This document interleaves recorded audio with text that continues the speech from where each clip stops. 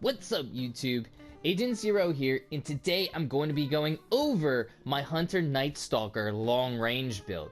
So first I'll talk about my setup, and then once we get into the gameplay, I will talk about why I made some of these decisions. So first, the marksman's dodge. When you dodge, your weapon automatically reloads, so that's pretty nice. Got the void wall grenade going. I will definitely explain that later. Triple jump doesn't matter as much. I just prefer the triple jump. And way of the Pathfinder, again, I will explain that in more detail a little bit later.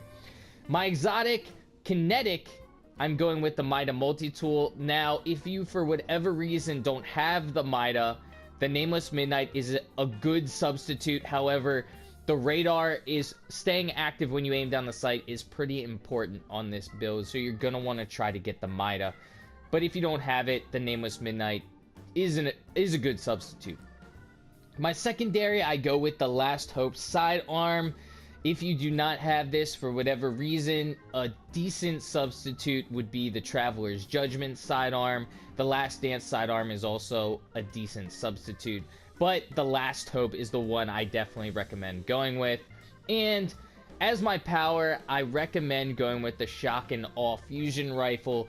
It's a very good fusion rifle. I definitely prefer this one over others.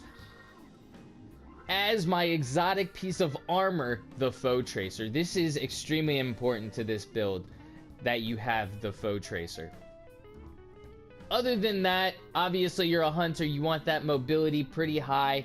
I don't need resilience as much on this build, so I recommend, if you have a choice between resilience and recovery, going with recovery.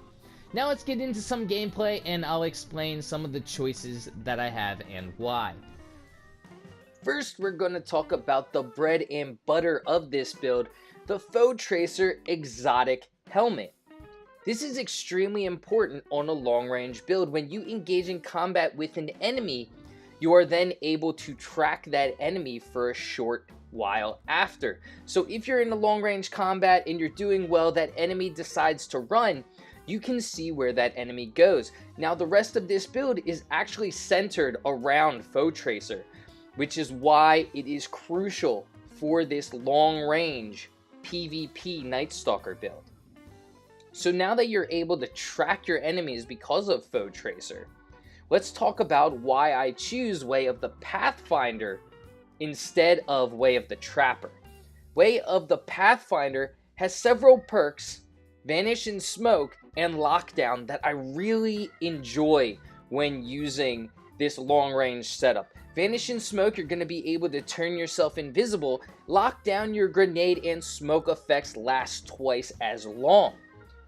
So you're going to be able to turn yourself invisible while you're tracking those enemies. So if they do decide to run, you can switch to your sidearm, sneak up on your enemies, and then finish off a weakened enemy. On top of that, your grenade and smoke is going to last twice as long, so you're going to be able to stay invisible for longer times.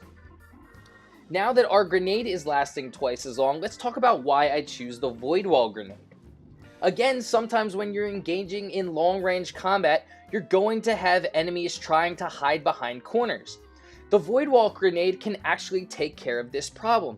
You can throw it next to a wall and it will extend behind this wall, hitting your enemy and hopefully finishing off your enemy because they decided to run. They thought they could run, but they could not hide thanks to Faux Tracer and your Void Wall grenade. So that's definitely the combination why I like the Faux Tracer, the Void Wall grenade, and Way of the Pathfinder. So finally, the Mida. Let's get to why I choose the Mida. It's not just because the Mida is one of the best scout rifles in the game, although that is a great perk. It's actually because the radar stays active when aiming down the sight. Obviously, you want a scout rifle on this build, which is why if you don't have the Mida, the Nameless is a good substitute. But the radar staying active gives you an opportunity to actually aim down the sight longer. Faux Tracer allows you to see where your enemies are coming from. As you can see behind this wall, I knew this guy was coming out from behind it, so I could finish him off. I can aim down the sight longer, and if I can see that an enemy is going to pop their head out from behind cover, I can start shooting at them before they're even out from behind cover, so I get the advantage there. On top of that, With the radar staying active, I can see if any enemies are coming up on me, so I will know if I can get out of dodge or turn myself invisible. So those are the main reasons why I center everything around the Faux Tracer and why I have chosen what I have chosen. So if you did enjoy this video and enjoy this build, feel free to give it a thumbs up. Subscribe to my channel for more Destiny 2 content. Well, until next time, peace!